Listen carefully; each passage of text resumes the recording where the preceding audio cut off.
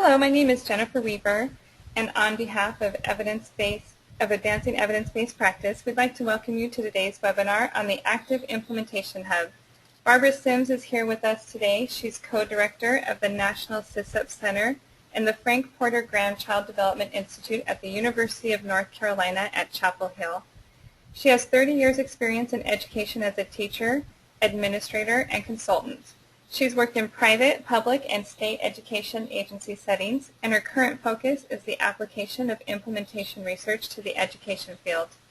Today, Barbara is going to show us around the Active Implementation Hub, or AI Hub, which is a free online learning site designed to further the education and application of implementation science. Your questions are welcome, and Barbara is happy to answer them. Thank you so much for being here with us today, Barbara. We will now turn the time over to you. Thank you, Jennifer. And just give us a second while that transitions. Sorry to keep some of you waiting. For some reason, it wasn't showing all of our attendees, and so we were kind of holding off for a moment there, so thanks for your patience. Do you have my screen up? Yes, it looks great. With the hub? Okay, great, great. Well, thanks for joining us, folks. I really appreciate your interest in the AI Hub. I'm a team member with the National Implementation Research Network, and I'm sure many of you know that as the organization founded by Dean Fixon and Karen Blasi. And we call it NIRN for short. The focus of NIRN is really, our real mission is to try our best to contribute to implementation science and the best practices for the use of implementation science across a broad spectrum of human service organizations. We provide direct supports to a number of human service organizations or systems, and we do that through direct application of implementation science through what we call the active implementation frameworks. And you'll see on our site, the Active Implementation Hub, that we organize it by those 5 frameworks. And of those human service agencies or systems that we provide supports to, one of them, one really big one, is the U.S. education system. And that's where the National SISEP Center comes in. So SISEP is an acronym for the State Implementation and Scaling Up of Evidence-Based Practices. Let me assure you we didn't name it. So the SISEP Center is a national TA center that's funded by the U.S. Department of Ed's Office of Special Education Programs, or OSEP. And the focus of the SISEP Center is to help establish effective implementation infrastructures and scaling capacity in state, regional, and district educational systems across the country. So one of the charges to SISEP is to provide support to those entities across 3 tiers of technical assistance: the intensive, targeted, and universal levels of support. And this site has been developed as a real key factor in providing that multi-tiered support for education systems. And we developed this site focused really on using it as a blended learning approach for all levels of the education systems. So Jennifer was asking me earlier, SISEP, this iteration of SISEP began in January of 2013. And so this site, that's when the development for this site began. And we went live with the first couple of modules in April of 2013. So it's about 1.5 years old, and we continue to add things to it. We have a long list of more things to add to it in the future with a monthly schedule to try and keep track of it all. We developed the materials for this site in response to the needs that we identify, especially trends that we're identifying at the intensive level of support for the states that we provide that intensive support to. But then we try to present and organize the information in a way that supports all three tiers of technical assistance. And you'll see as we go through the site that it is presented in an educational context, talking about districts and state education agencies, school buildings, teachers, etc. But we found in using it with other organizations that it's pretty easily generalizable. Most folks are pretty comfortable looking at teacher and thinking practitioner or social worker or whatever, given the context in which they're working. So, but you will see the educational language throughout for this. So the Active Implementation Hub, or AI Hub as we call it, as you can see, we've got it organized into these main categories: modules and lessons, the resource library, and work groups. And I'm going to take you through each of these categories to get you a feel for what's available and how it can be used. So I'll start with modules and lessons. You see modules on the left-hand side. Modules are designed to take approximately an hour to get through. They can be used independently or by teams. We always recommend for use by team whenever possible. And as you can see here on the left-hand side, we have a module in place for each of the 5 active implementation frameworks, and then an overview module as a bit of an introduction. So to give you an idea of what's available within a given module, we'll pull up one of these modules, this one on implementation stages. You can see along the left, we designed the modules to be in support of exploratory learning. So you can click on any section you wish and go deeper into that section, rather than a requirement that you start with the first page and move your way through. And that was in response to our own instincts as we provide learning, but also the idea here, again, is for using this site as part of a blended learning approach so that folks could grab some information and take it with them in supporting their team or other teams across their state. I'm trying to adjust it, Jennifer, but I don't know anymore. Okay. So what you'll see here, if you look at the first page on any module, they're organized in the same way.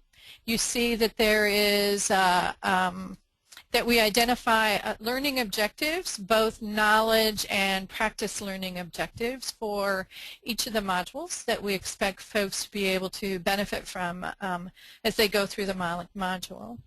You also see that we identify any terminology that we think may be new or different for folks so that they can familiarize themselves with that. Because the modules are designed to be exploratory in nature, that means that people can be jumping in at any place on any of these modules. There aren't prerequisites to get there. And so for that reason, we try to identify new terminology with every module that's there. And then you'll also see that there is an identification of what the basic structure or organization of each of the modules is, so you know what to expect. And then finally, at the bottom, there is a table of contents. There is the table of contents along the left-hand side of each module, and that will remain constant on any page within the module so that you can still click in and around the module at will.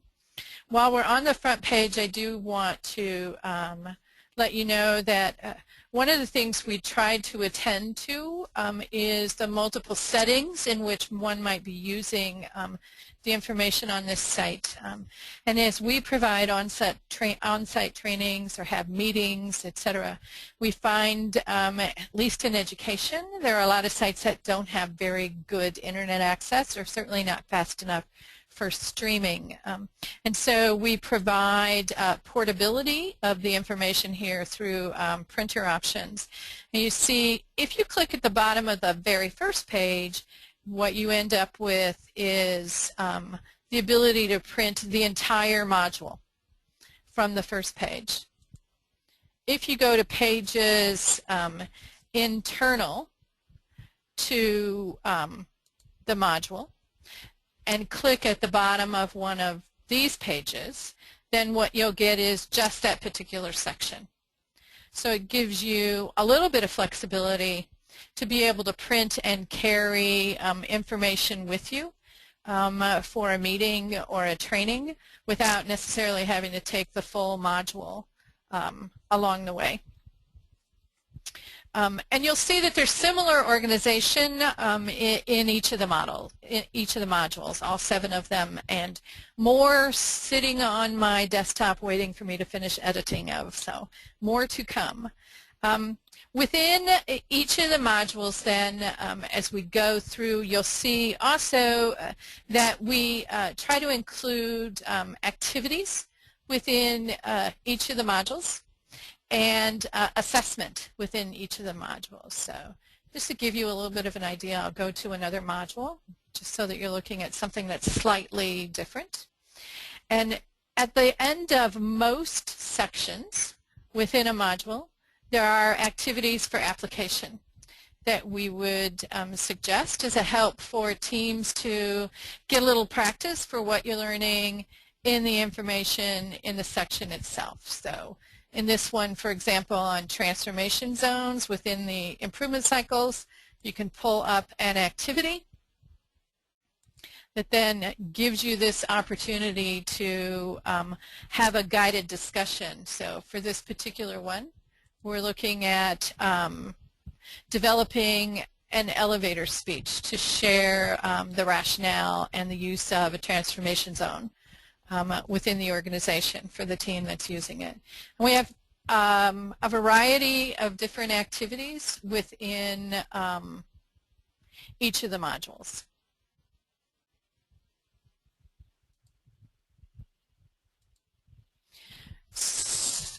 Sorry, my daily work is on a MacBook, and I'm on a PC here for that direct access.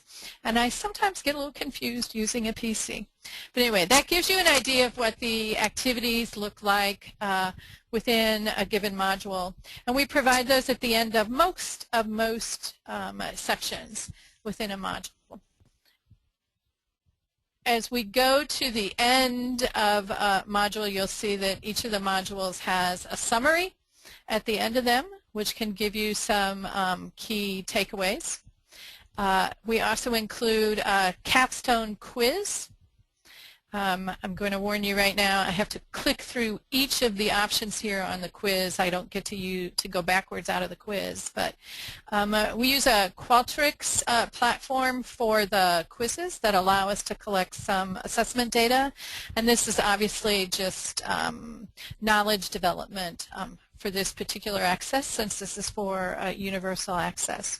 And so there's a variety of approaches, including as you can see, multiple choice here for this particular option.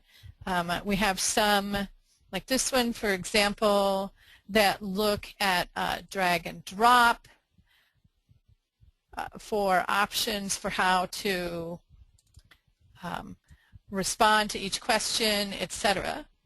And then there are prompts if an answer is incorrect, that give you either the correct answer or a prompt for almost, there you go, and what the correct answer is, etc., to get you a quick assessment of how knowledge development is. We use this often in blended learning with teams that we're supporting in asking them to go through these modules prior to an on-site visit, and that gives us an opportunity to see how they're doing in that knowledge development from the site itself, and then gives us helps us identify areas where we need to go in greater depth when we're on site for our actual more intensive level of technical assistance.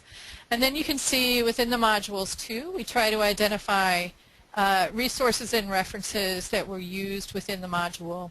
So you can end up building a pretty good bibliography as you go through the different identification of resources within the modules that are used. Okay, and now I'm going to go over to the lessons themselves. The lessons, while they continue to focus, as with modules, we make sure that we include content, activities, and assessment in each of the lessons. The lessons are much shorter. Generally, I think our minimum is 3 minutes, 2 minutes 56 seconds, up to about 15 minutes in length. Lessons generally focus on either tools or a deeper dive into particular concepts on implementation or application of some of the concepts that we've addressed in modules, or some of the things we found typically need a little more focus in groups as we're working to support teams. So to give you an idea for the lessons themselves, the lessons are presented through Adobe Presenter, as you can see. So lessons are PowerPoints with audio provided for them. And you can see, again, although they do go in order, you have the option with this panel on the side. You can either hide the panel completely, or if you make use of the panel, you can still skip through the PowerPoint itself by clicking to the individual slides.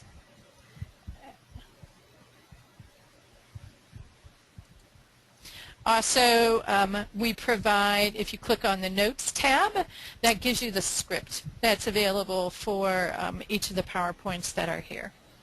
And again, within the lessons themselves, we try to include an application activity along with an assessment of each of the lessons, of the information with each of the lessons.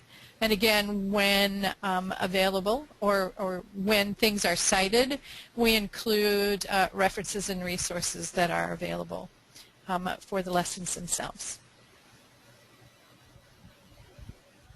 Okay, so there's an idea of what the modules look like in the lessons. We are just in the early stages of building out the lessons. For the coming year, our primary focus is going to be on really adding to the number of lessons we have. As people have ideas for things they would like to learn a little bit more about, as we find trends in need or particular planning tools that we want to provide that opportunity for greater depth of information, we'll be building those out on lessons in the coming year, adding quite a few of them. All right, so for the next section of the site, we have here the resource library, and there's quite a few resources listed here, as you can see. This listing goes on and on and on. So if you want the full listing, it's certainly here just as you click it. Options for finding what you're looking for. We have a keyword search here, so you can look for something in a particular area. In this case, for example, I looked at selection, and it will pull up the available resources that we have in videos, activities, handouts, planning tools, etc. So that's one way of finding information that's on the hub, and this gets updated routinely as we keep adding more and more information to it. You also have the ability to search by using the tags to the sides. So, for example, we can look at evaluation and planning tools and come up with a list of all the evaluation and planning tools. If I'm looking for just those that pertain to implementation drivers, I can add that tag to it also and get this list of 6 tools that are available on the site and then access any of them. So you can also find what you're looking for via some great resources that we have available on our Getting Started page. So if you look here back on the home page, on the upper right-hand corner we have a link to our Getting Started page. And that's for those folks if you don't have a tour guide available like today. This is a good place to start your exploration and use of the Active Implementation Hub. So on the Getting Started page we have available what we call our Quick Start Implementation Lesson. We've used this quite a bit with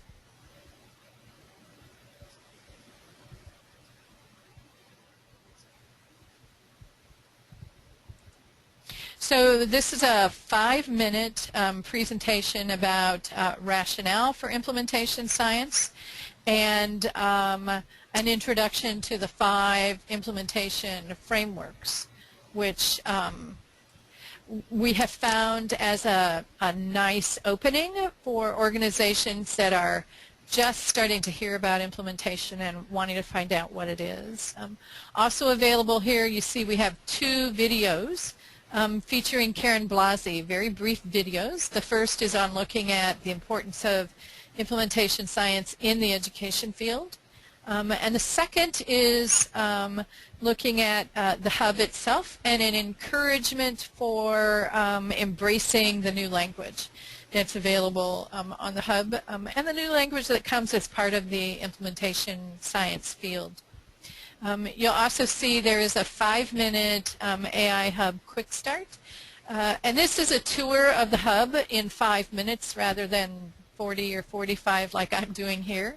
That gives you a good idea. It's presented in lesson form, so it's the audio-based PowerPoint just like most of the other lessons are, to give you an idea, to help folks find their way around the hub itself. On the far right, a couple of handy-dandy tools for folks once they're familiar with the site.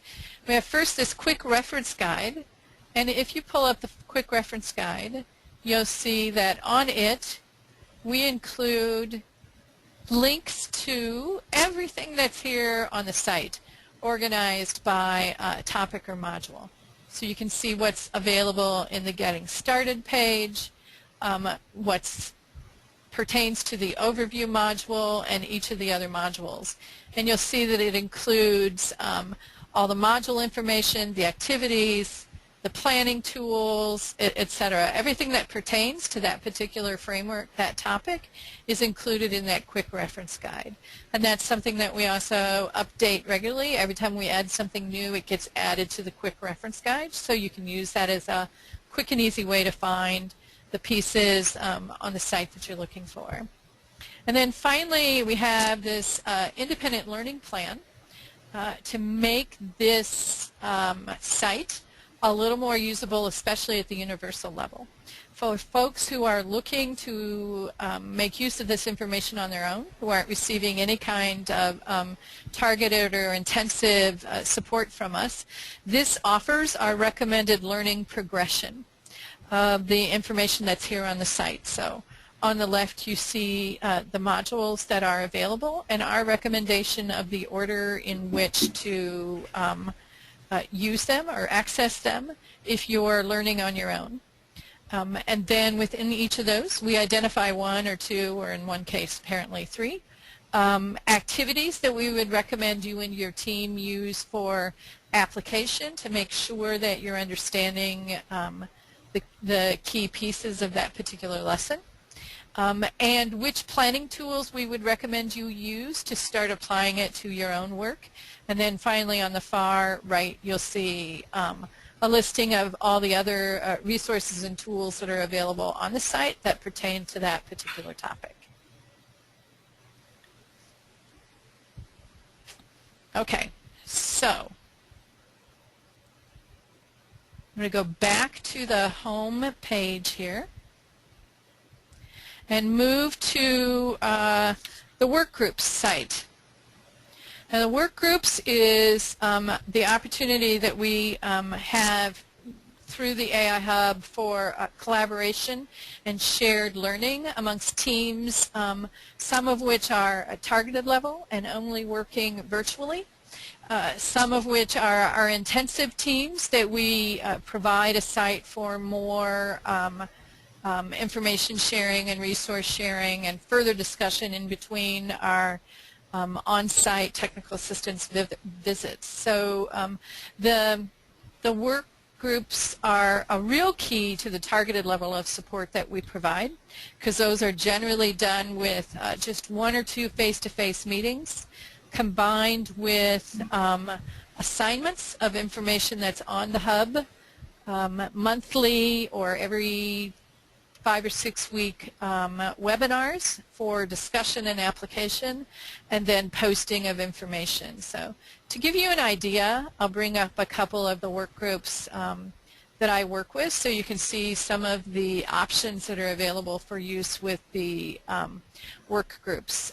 Oh, before I forget, I should add here, if you look on the far right-hand side, you'll see that some of the work groups are public and offer you the opportunity to just join, and some of them are private, and you need to receive an invitation from one of us at SISEP or NIRN that will give you login and password. Either way, whether you join on your own or receive an invite, access to the information on the work groups is login and password to provide a little bit more privacy for folks who are participating in that.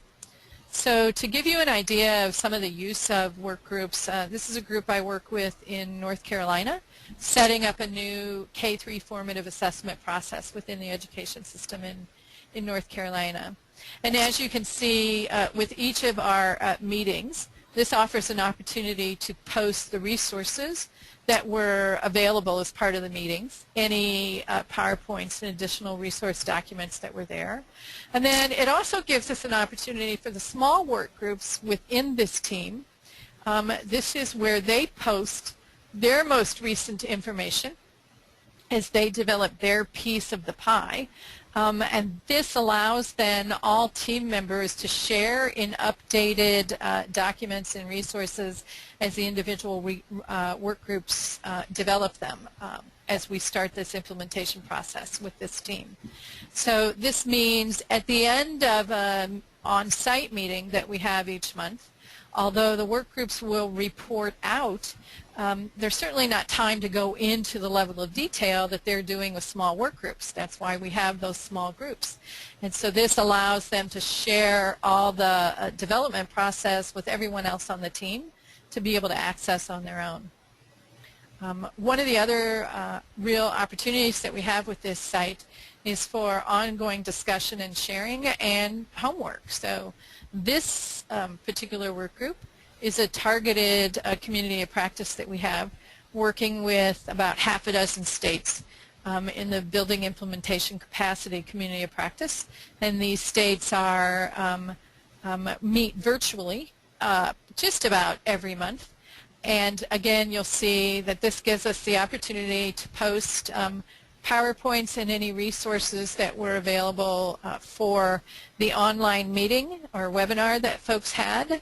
But then also for homework assignments, this gives us an opportunity to post the homework, and then for each of the states to post their responses to that homework, so that that's shared learning from everybody between the meetings that we have on a more formal schedule.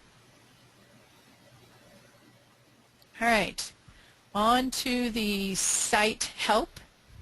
And this is a pretty typical site help page like you'd find on most web pages. This is where you'll find frequently asked questions, and then information about how to access us, how to contact us, and information about feedback. One of the things that you will see on feedback here, I don't know if you noticed it, you'll see it on the resource library. We have an ongoing feedback survey that allows people an opportunity to share with us what's working, what's not working, what they wish we had on here. And then we also have this on the last page of each of the modules, you'll see access to the feedback survey. And this is an opportunity for us to get better along the way as we're making this site available to more and more people. So I would certainly encourage you to explore the hub and make use of the resources that are here. And to please take the feedback survey and tell us what's working, if there's any challenges that you have through the use of it, any additions you'd like to see us use, etc. So, rather short and sweet, but there's a tour of the Active Implementation Hub site. Thank you so much, Barbara. We really appreciate that. I'm going to launch a quick poll. If any of you have questions, you have a few minutes to think about that while you're answering the poll. You can multitask. So here we go. We'd like to know if the information was well presented. I'll give you a few seconds to answer that.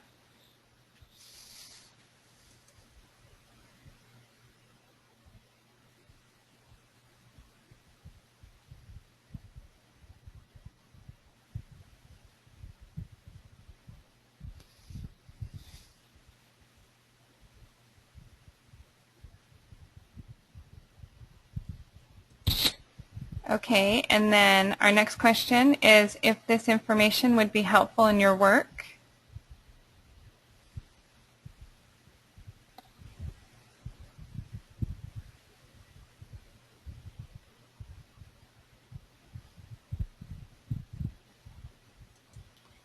And our last quick question is if you're interested in learning more about the AI Hub.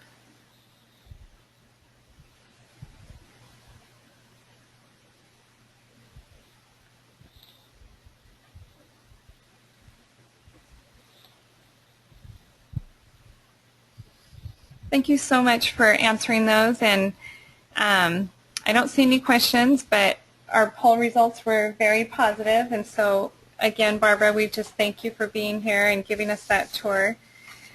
My pleasure.